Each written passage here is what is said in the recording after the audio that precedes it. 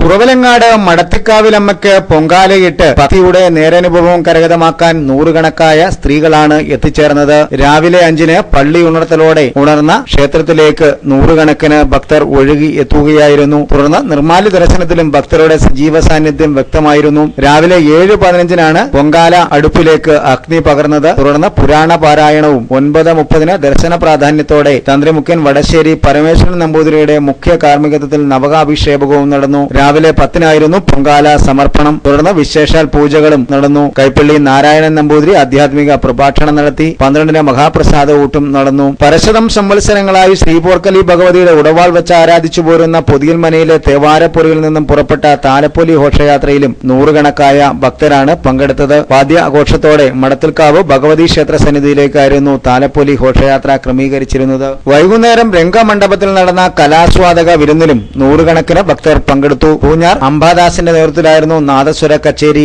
ഒരുക്കിയത്. ആതിര പ്രസാദിന്റെ ഭരതനാട്യവും രംഗമണ്ഡപത്തിൽ അരങ്ങേറി. ഓട്ടൻതുള്ളൽ വേദിയിൽ രാമാനുചരിതം എഴുതിയിറങ്ങുമ്പോൾ കലാസ്വാദകർ തുള്ളലിന്റെ വലിയ അനുഭവം നേരിട്ട് ഏറ്റുവാങ്ങുകയായിരുന്നു. ഉത്സവ ദിവസങ്ങളിലെല്ലാം നൂറുകണക്കായ ഭക്തരാണ് മടത്തിക്കാവിലമ്മയുടെ അനുഗ്രഹം തേടി ക്ഷേത്രത്തിൽ എത്തിച്ചേർന്നത്.